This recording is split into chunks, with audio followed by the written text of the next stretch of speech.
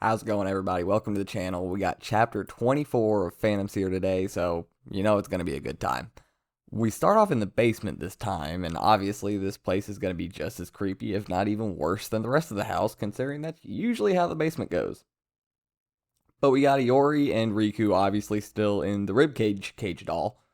At least that's what I'm going to keep calling it. It suits my stupid personality to say that all the damn time.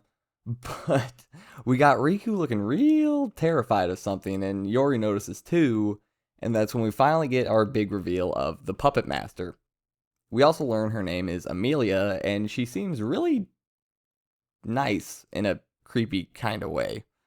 Like, you can tell she's not really nice, but she seems kind of nice. I guess it's like the soft smile they give her. But pretty much as soon as they start talking, she comments on how tiny they are and how it makes them adorable. Well, Iori, not being the nicest person in the world, is not really too fond of her talking about him being tiny because he doesn't want to be tiny. And he gets right to the point and asks if that's the if she's the puppet master. And yeah, she does not like being called that apparently, because she immediately leans over, chuckles a little bit, and then starts strangling him out of nowhere. Yeah, I didn't really see that one coming.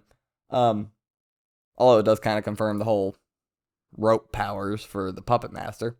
Um, she didn't give us any other name to call her. Well, I guess Amelia, but I ain't calling no bad guy by their first name if they have a bad guy name. So, sorry, lady, but puppet master it is.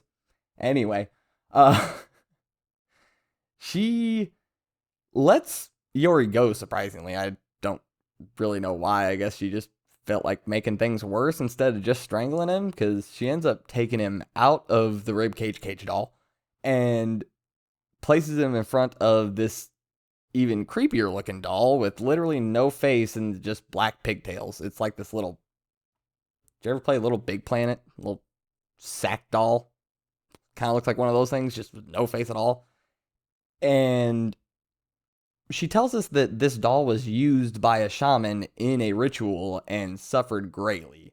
She knows this because we also learn she is not controlling these dolls by force. That's why she doesn't like the name Puppet Master in the first place. She actually is just an advocate for them, in her words, for their feelings and thoughts. So I guess she can just communicate with them. I'm guessing it's sort of how Kenma's relationship goes with the Tengu, is they sort of just work together in a mutual bond. Neither of them are really master. But yeah, this doll then just starts bubbling, screaming, and vomits black liquid on Iori. I'm telling you guys, this stuff's weird. If you asked me to predict everything that was gonna happen with these dolls, I would have been so far off that mark. I would have been in a different country, because we have gotten so many different things. So weird, but this is probably the most terrifying thing a doll has done yet, because as soon as Yori's covered in this black liquid, we actually see it start to seep into his actual body and actually drip onto his heart. Looks like he's having a heart attack. Looks like he's in immense pain. He says he's hot. He says he's cold. His vision's blurry. Oh, what the hell else? Something else was wrong with him. And yet this was not fun, to say the least. This looked absolutely horrible. But the puppet master eats her words a little bit, because she tried telling Iori he was going to suffer more than anybody else until she looked upstairs and noticed literally every single doll up there is, I guess, dead. I don't know if they were technically alive in the first place, but if they were, they are not anymore. And she has twice as many dolls as she used to. Just none of them work properly. So she really has a problem with Kenma now. After seeing what she just put Iori through with this doll and whatever the hell this black liquid was, she said it was all the torment and anger she felt towards the shamans after what they did to her in whatever ritual they used the doll for. And you also get the sense that the puppet master in general does not like shamans. Because, I mean, I guess it makes sense. A shaman would use a doll in a ritual of some kind, I guess. It's voodoo shit, I guess. It works. But yeah, she really does not like them very much.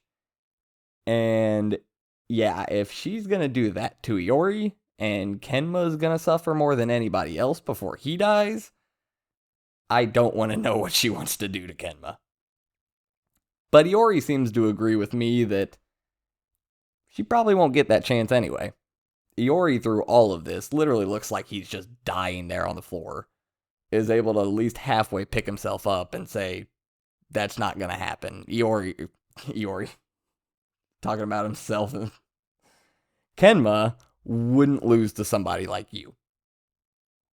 And she starts laughing, saying he's bluffing. And we get a little cut back to her talking to Ensemble and Rain Man.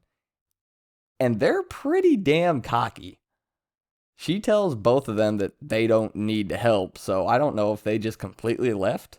If they did, I'm not sure if that was a very smart idea. Because I get it, the conceiving hands are strong, but there's like 4 shaman and a beckoning hand with barrier abilities here. That's not easy.